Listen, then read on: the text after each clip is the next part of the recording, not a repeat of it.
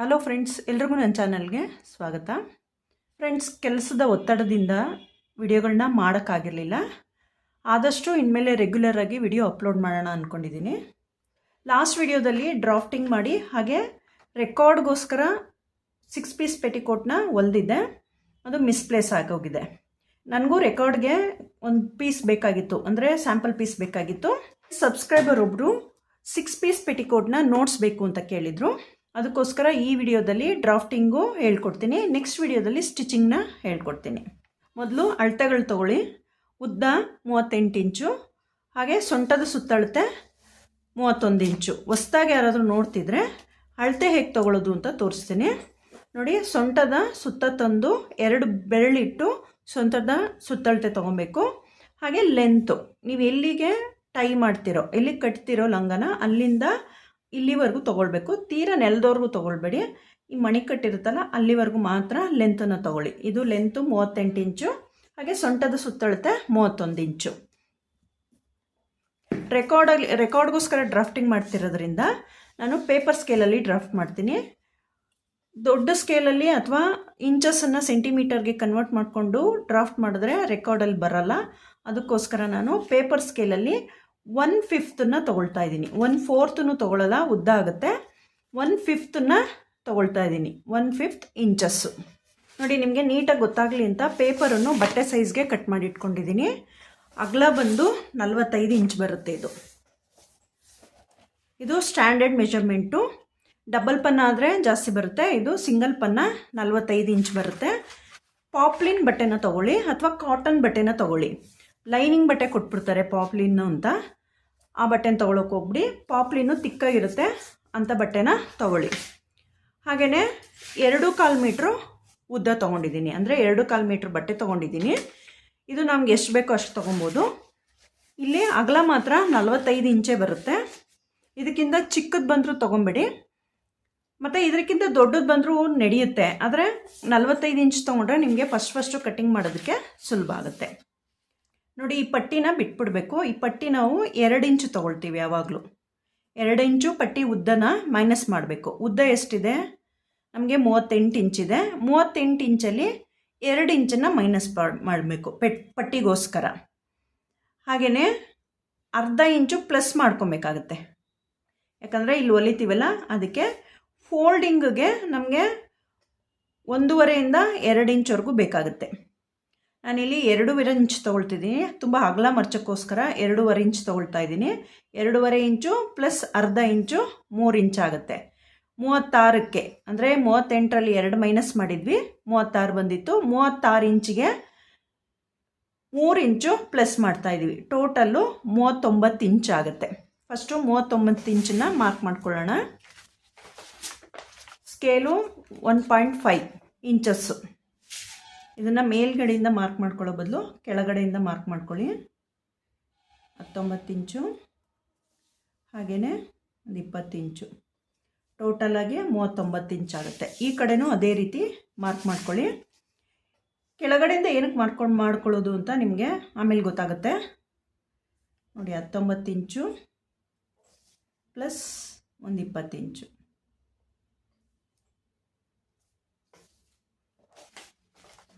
ನೋಡಿ, ಫೋಲ್ಡಿಂಗ್ನ ಫಸ್ಟು ಈ ರೀತಿ ಮಾಡಬೇಕು. ಇಲ್ಲಿಗೆ ಮಾರ್ಕ್ ಮಾಡ್ಕೊಂಡಿದ್ವಲ್ಲ ಅಲ್ಲಿಗೆ ಫೋಲ್ಡಿಂಗ್ ಮಾಡ್ಕೊತಾ ಇದ್ದೀನಿ. ಇದು ಉದ್ದದ ಫೋಲ್ಡಿಂಗ್ ಆಯಿತು ನಮಗೆ. ಈಗ ಅಗಲನ ಹೇಗೆ ಫೋಲ್ಡಿಂಗ್ ಮಾಡ್ಕೊಳ್ಳೋದು ಅಂದರೆ, ನೋಡಿ, ಈ ರೀತಿ ಫೋಲ್ಡಿಂಗ್ ಮಾಡ್ಕೊಬೇಕು. ಈ ರೀತಿ ಮಾಡಿಕೊಂಡ್ರೆ ಬಾಟಮಲ್ಲಿ ತುಂಬ ಅಗಲ ಆಗೋಗುತ್ತೆ, ಅಂದರೆ ಲಂಗ ಅಗಲ ಆಗೋಗುತ್ತೆ, ಇಲ್ಲಿ ಚಿಕ್ಕ ಬರುತ್ತೆ. ಆದ್ದರಿಂದ ನಮ್ಗೆ ಎಷ್ಟು ಮೆಜರ್ಮೆಂಟ್ ಬೇಕೋ ಅಷ್ಟನ್ನೇ ತೊಗೊಬೇಕು. ಈಗ ತೋರಿಸ್ತೀನಿ ಹೆಂಗೆ ಕ್ಯಾಲ್ಕುಲೇಷನ್ ಮಾಡೋದು ಅಂತ. ಇದು ಉದ್ದ ಫೋಲ್ಡಿಂಗ್ ಆಯಿತು. ಇಲ್ಲಿ 5 ಇಂಚು ದಾರಕ್ಕೋಸ್ಕರ ಹಾಗೆ ಸೊಂಟದ ಪಟ್ಟಿಗೋಸ್ಕರ ಕಟ್ಟಿಂಗ್ ಮಾಡ್ಕೊಂಬಿಡೋಣ. 5 ಇಂಚು ಪಟ್ಟಿ ಬರುತ್ತೆ, ಅಂದರೆ 2 ಇಂಚು, ಬ್ಯಾಕಲ್ಲಿ 2 ಇಂಚು, ಫ್ರಂಟಲ್ಲಿ 2 ಇಂಚು. ಹಾಗೆಯೇ ಹೊಲಿಯೋದಕ್ಕೆ 1 ಇಂಚು ಸೇರಿಸಿ 5 ಇಂಚಿಗೆ ಮಾರ್ಕ್ ಮಾಡಿಕೊಂಡು ಒಂದು ಉದ್ದ ಪಟ್ಟಿ ಕಟ್ ಮಾಡ್ಕೊಂಬಿಡೋಣ. ನೋಡಿ, ಇಲ್ಲಿದೆ. ನಾನು 5 ಇಂಚ್ಗೆ ಮಾರ್ಕ್ ಮಾಡ್ಕೊಳ್ತಾ ಇದ್ದೀನಿ. ಒಂದು ಅರ್ಧ ಇಂಚ್ ಎಕ್ಸ್ಟ್ರಾ ಆದರೂ ನಡೆಯುತ್ತೆ. 5.5ಗೆ ಮಾರ್ಕ್ ಮಾಡಿಕೊಂಡು ಕಟ್ಟಿಂಗ್ ಮಾಡ್ಕೊಳ್ತೀನಿ.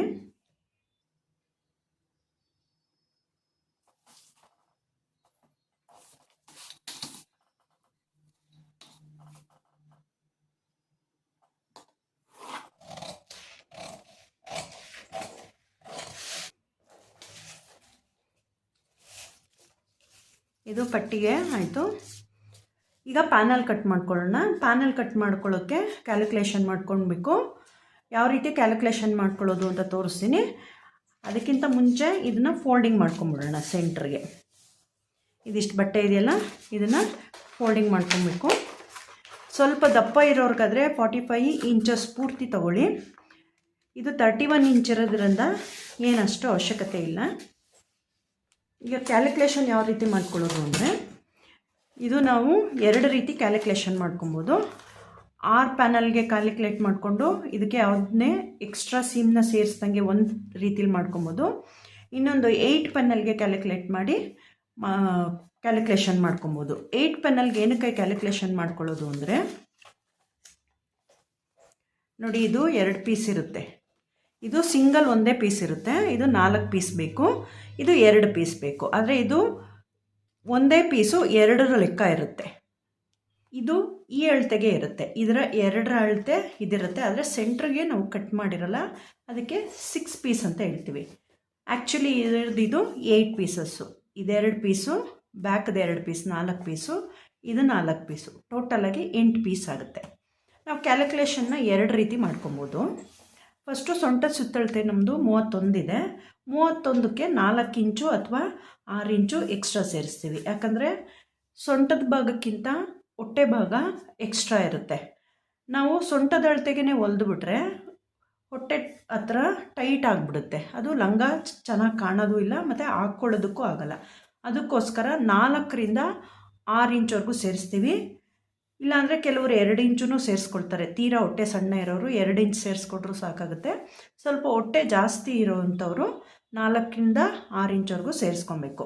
31 ಇಂಚು ಸೊಂಟದ ಸುತ್ತಳತೆ, ಅದಕ್ಕೆ 4 ಇಂಚ್ ಸೇರಿಸಿದ್ರೆ 35 ಆಗುತ್ತೆ. 35ನ್ನ 6ರಿಂದ ಡಿವೈಡ್ ಮಾಡಿದ್ರೆ 5.8 ಬರುತ್ತೆ. ಅಂದರೆ 5 ಇಂಚು 8 ಗೆರೆ ಬರುತ್ತೆ. ಟೋಟಲ್ ಮಾಡಿದ್ರೆ ನಾವು ಇದನ್ನು 46 ಇಂಚು ಪೂರ್ತಿ ಸಿಗುತ್ತೆ. ಇದರಲ್ಲಿ ಒಂದು 4ರಿಂದ 5 ಇಂಚ್ವರೆಗೂ ಸ್ಟಿಚಿಂಗಿಗೆ ಹೊರಟೋಗುತ್ತೆ. ನಮಗೆ 41 ಇಂಚು ಉಳಿಯುತ್ತೆ. 10 ಇಂಚು ಎಕ್ಸ್ಟ್ರಾ ಲೂಸಿಂಗು ನಮಗೆ ಈ ಲಂಗದಲ್ಲಿ ಸಿಗುತ್ತೆ. ಇನ್ನೊಂದು ಮೆಥಡಲ್ಲಿ ಕಟ್ಟಿಂಗ್ ಮಾಡೋದು ಅಂದರೆ 8 ಪನ್ನಲ್ಲು. 8 ಪನ್ನಲ್ ಏನಕ್ಕೆ ಅಂದರೆ, ಇಲ್ಲಿ ತೋರಿಸಿದ್ನಲ್ಲ, ಇದು 2 ಪನ್ನಲ್ ಆಗುತ್ತೆ, ಇದು 1 ಪನ್ನಲ್ಲು. ಅಂದರೆ ಇದು 4 ಪೀಸ್ ಬೇಕು, ಇದು ನಮಗೆ 2 ಪೀಸ್ ಬೇಕು. ಪೀಸ್ಗಳು ಮಾತ್ರ ನಮಗೆ 8 ಬೇಕಾಗುತ್ತೆ. ಇಲ್ಲಿ ಕಟ್ಟಿಂಗ್ ಕೊಟ್ಟಿರಲ್ಲ. ಟೋಟಲು 8 ಪೀಸ್ ಇರುತ್ತೆ. 8ರಿಂದ ಡಿವೈಡ್ ಮಾಡ್ತೀವಿ. ಇಲ್ಲೂ ಸಹ 4 ಇಂಚನ್ನು ಸೇರಿಸ್ಕೊಂಡಿದ್ದೀನಿ, 35 ಇಂಚ್ ಆಗುತ್ತೆ. 35ನ್ನ 8ರಿಂದ ಡಿವೈಡ್ ಮಾಡಿದ್ರೆ 4.37 ಬರುತ್ತೆ. ಅದಕ್ಕೆ 1 ಇಂಚು ಎಕ್ಸ್ಟ್ರಾ ಆ್ಯಡ್ ಮಾಡ್ಕೊತೀನಿ. ಎಕ್ಸ್ಟ್ರಾ ಆ್ಯಡ್ ಮಾಡಿಕೊಂಡ್ರೆ 5.37 ಬರುತ್ತೆ. 5.5 ಇಂಚ್ ತೊಗೊಳ್ತೀವಿ. 5.5 ಇಂಚ್ ತೊಗೊಂಡ್ರು ನಾವು ಇಲ್ಲಿ ಅರ್ಧ ಇಂಚು ಸ್ಟಿಚಿಂಗಿಗೋಸ್ಕರ ಸೇರಿಸ್ತೀವಿ. ಸ್ಟಿಚಿಂಗಿಗೋಸ್ಕರ ಸೇರಿಸಲಿಲ್ಲ ಅಂದರೂ 44 ಇಂಚ್ ಬರುತ್ತೆ. ಹೊಲಿಯೋಕ್ಕೆಲ್ಲ ಹೋದ್ರೂ 39 ಇಂಚು ಲೂಸಿಂಗ್ ಬರುತ್ತೆ. ಹೊಟ್ಟೆ ಚಿಕ್ಕ ಇರೋರು ಈ ಮೆಥಡನ್ನು ಮಾಡ್ಕೊಬೋದು. ಈ 2 ಮೆಥಡಲ್ಲೂ ಸಹ ನಾವು ಕಟ್ಟಿಂಗ್ ಮಾಡ್ಕೊಬೋದು.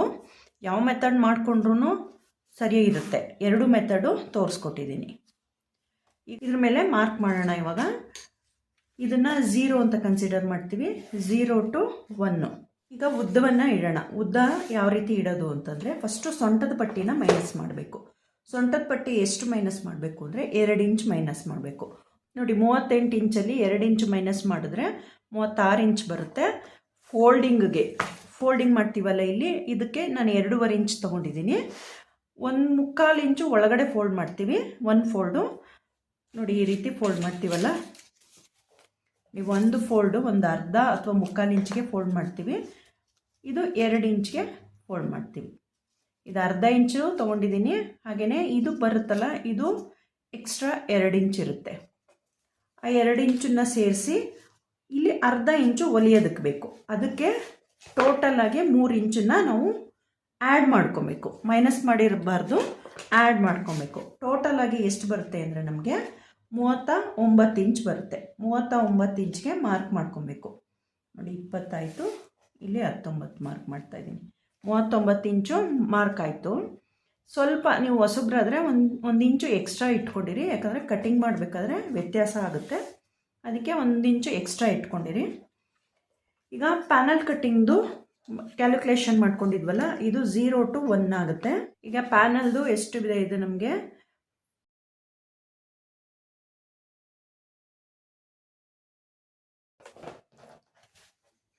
ಇಲ್ಲಿ ಮೇಲ್ಗಡೆ ಮಾರ್ಕ್ ಮಾಡ್ಕೊಬೇಕು. ಒಂದು ಗೆರೆ ಎಕ್ಸ್ಟ್ರಾ ತೊಗೊಂಡಿದ್ದೀನಿ, ಇಲ್ಲಿಗೆ ಮಾರ್ಕ್ ಆಯಿತು. ಹಾಗೆಯೇ ಇದೇ ಮಾರ್ಕನ್ನು ಇಲ್ಲಿಗೆ ಮಾರ್ಕ್ ಮಾಡಬೇಕು. ನಾನು ಇದನ್ನು ಲಾಸ್ಟಲ್ಲಿ ನೋಟ್ಸನ್ನು ಕೊಡ್ತೀನಿ.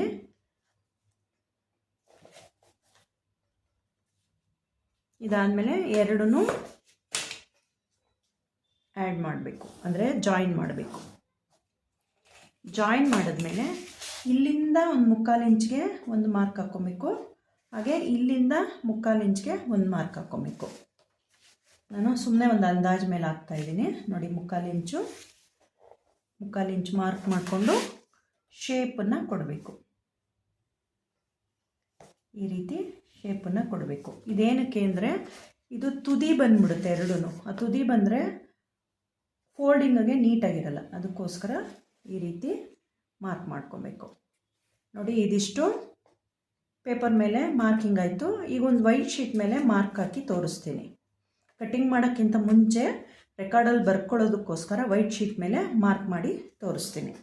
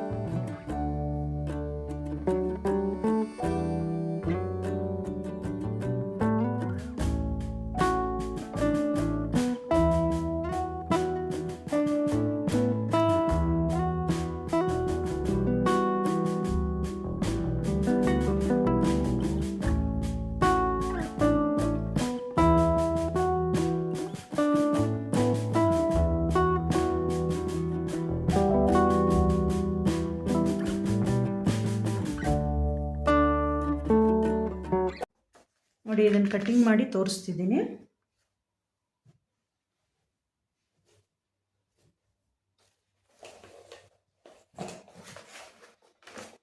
ನೋಡಿ ಇದೇ ಶೇಪಲ್ಲಿ ಕಟಿಂಗ್ ಮಾಡ್ಕೊಬೇಕು.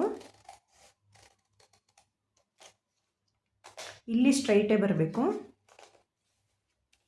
ಇಲ್ಲೂ ಅಷ್ಟೇ ಇಲ್ಲಿವರೆಗೆ ಸ್ಟ್ರೈಟ್ ಕ್ರಾಸ್ ಬರಬೇಕು, ಅದು ಸ್ಟ್ರೈಟೇ ಇರಬೇಕು.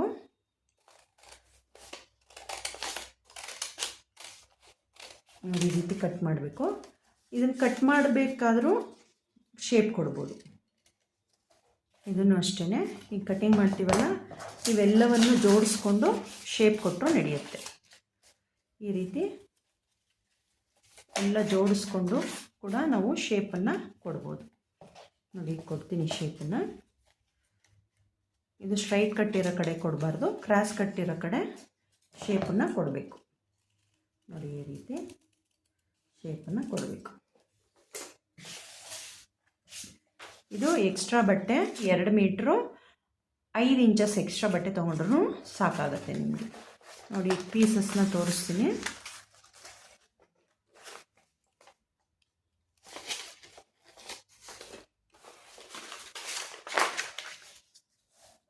ನೋಡಿ ಇದು 2 ಪೀಸ್ ಇರುತ್ತೆ.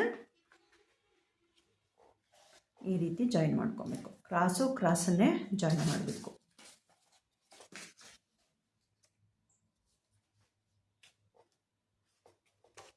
ಹಿಂದೆದು ಅಷ್ಟೇ ಇದೇ ರೀತಿ ಬರುತ್ತೆ.